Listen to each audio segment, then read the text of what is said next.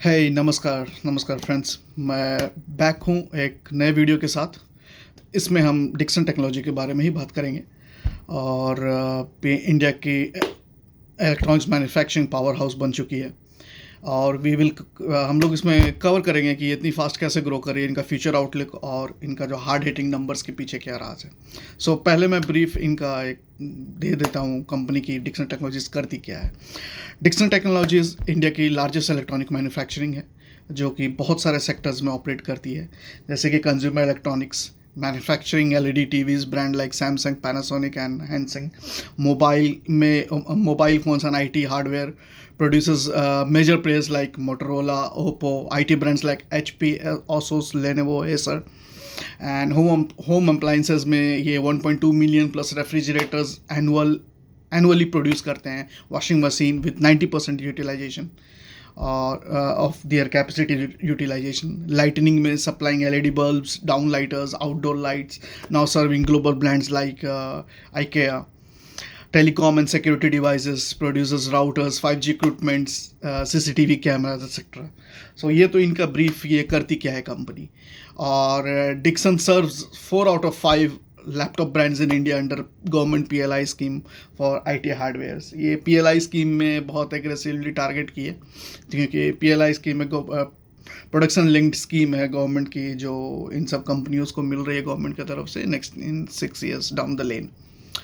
अगर इनका financial performance की बात करें, कंपनी बहुत स्टेलर परफॉर्मेंस दे रही है ग्रोथ में, हर चीज़ में H1 Q2 एनुअली हर जगह बीट कर रही है कंपनी। ये जो मैं रिपोर्ट लेके आया हूँ, ये मैं इनका Q2 अपडेट था, Q2 अपडेट, Q2 FY 24-25 का अपडेट है। उसी पे मैं बात करूंगा जो उन्होंने कॉन्फ्रेंस कॉल में, जो उन्होंने कॉन कॉल में बात की है। बढ़ते हैं फाइनेंशियल परफॉर्मेंस के लिए। Revenue growth, staggering revenue growth. Q2 FY 25 में 11,000 करोड़ 528 करोड़ का इन्होंने रेवेन्यू हिट किया और जो कि YOY 133% इंक्रीज़ है। मोबाइल फ़ोन्स का रेवेन्यू 235% के हिसाब से ग्रो किया इनका। और प्रॉफिट आफ्टर टैक्स जो है 109% के हिसाब से ग्रो किया और 236 करोड़ हुआ। एक्सेप्शनल गेन 236 करोड़ में एक्चुअली इनका 444 करोड़ था प्रॉफिट, बट अगर आप 210 करोड़ का स्टेक सेल इस क्वार्टर से निकाल लेंगे तो 236 करोड़ आता है, जो कि स्टिल 109% अप था। EPS 65 का था Q2 FY 25 में, जो कि अगेन एक्सेप्शनल है। इनका साल का भी EPS वही 130 के आसपास बैठ रहा है। अभी ट्रेलिंग EPS मेरे ख्याल से इंक्रीज ही हो जाए जिस तरह से कंपनी डील कर रही है। अभी वीवो के साथ भी डील की। इनके चैलेंजेस पे भी आएंगे हम। तो ROE अगर आप देखोगे, रिटर्न ऑन इक्विटी तो 31% है। ROC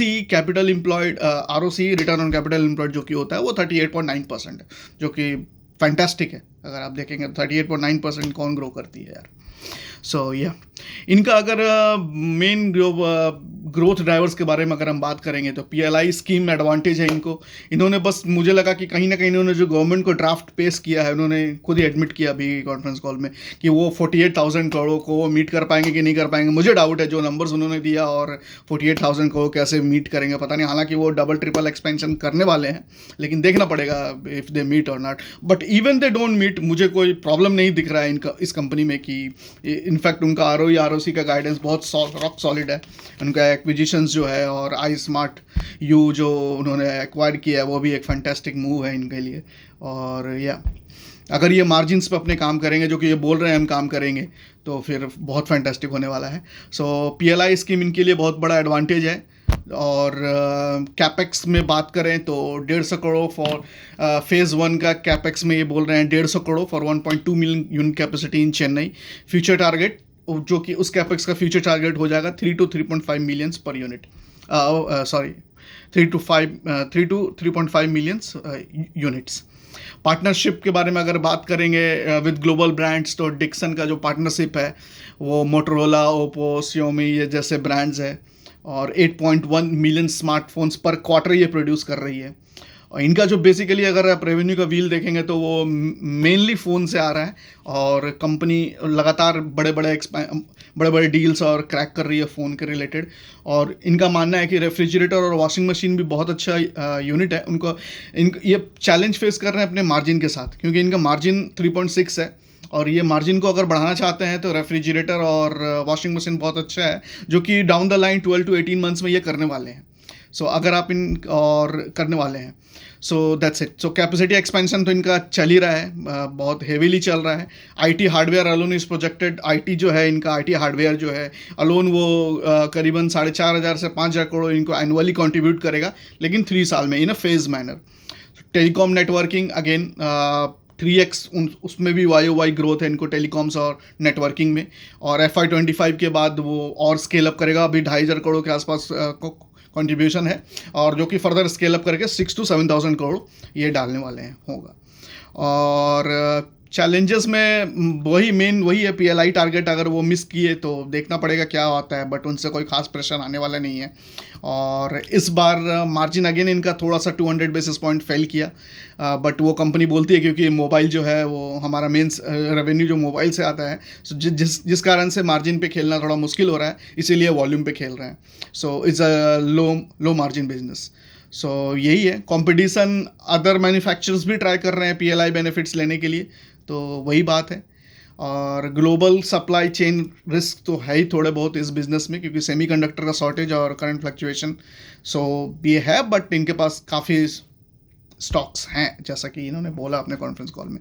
सो फ्यूचर आउटलुक ट्रेमेंडस है, फ्यूचर आउटलुक इनका। They are on track to expand capacity to 3.5 million for IT hardware unit, जो कि मैंने बोला कि वो फिर आने वाले 3 साल में इनके लिए बहुत हेवीली कंट्रीब्यूट करेगा।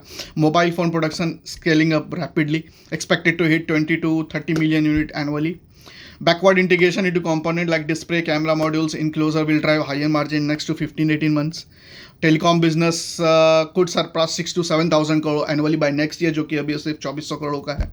सो ये भी एक बहुत बड़ा एडवांटेज इनके। सब ग्रोथ सब माइंड ब्लोइंग है, सभी सेक्टर में। सिर्फ ये बोल रहे हैं कि रेफ्रिजरेटर और वॉशिंग मशीन के सेगमेंट में थोड़ा सा इनको काम करना है, जो कि वो कर रहे हैं, और 12 to 18 मंथ्स में जो कि कंट्रीब्यूट करेंगे इनको रेवेन्यू में, तो इनका मार्जिन्स भी इंप्रूव होगा, जो कि अभी कॉल में बहुत सारे बात हुआ इसी के ऊपर, इनके मार्जिन के ऊपर। और या 10%। और टीवी सेगमेंट में, हाँ, निगेटिव में अगर जाओगे आप तो टीवी सेगमेंट में थोड़ा सा डिग्रोथ दिखा था इन -10% का। तो main reason of the lower revenue number in the category because of the dip in the volume year in the TV, ये हर जगह डिप हुआ।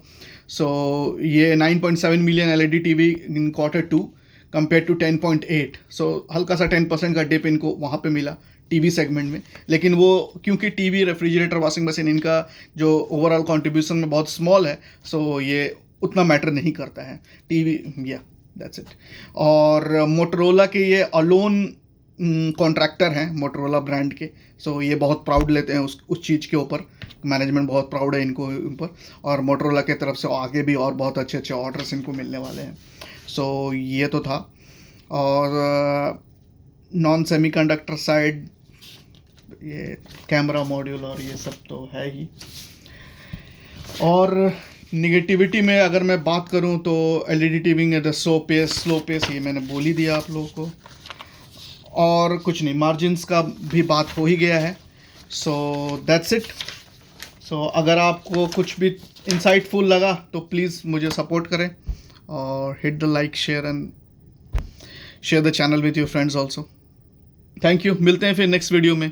और नेक्स्ट मैं सोच रहा हूँ PGEL पे बनाने का, जो कि अगेन एक्स्ट्रा ऑर्डिनरी रिजल्ट दिखा रही है। कंपनी बार बार अपने मैनेजमेंट आ रही है ऊपर से और अपना गाइडेंस रिवाइज कर रही है, जो कि बहुत अच्छा इंडिकेशन होता है। द मोमेंट कोई भी मैनेजमेंट कंपनी की आती है और गाइडेंस रिवाइज करती है तो स्टॉक तो बूम करता ही है। आप देख ही रहो, PGEL को एक ट्वीट मैंने शेयर किया था जिस समय वो 600 650 पे था, और आज 1,000 पे है। तो 40% का स्टेप अप लेने में स्टॉक को ज़रा सा भी टाइम नहीं लगा। जबकि जहाँ पे आप चार्ट देखोगे तो बहुत ही डिज़ास्टर चार्ट है, वर्टिकल अप है, लेकिन क्योंकि कंपनी आ रही है और गाइडेंस रिवाइज कर रही है तो स्टॉक मूव कर रहा है।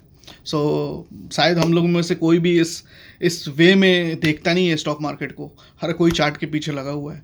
सो जो कि हम लोग कहीं ना कहीं मिस कर रहे हैं कि मैनेजमेंट क्या बोल रही है, कंपनी क्या बोल रही है, और हम लोग पढ़ नहीं रहे हैं आजकल. So let's see.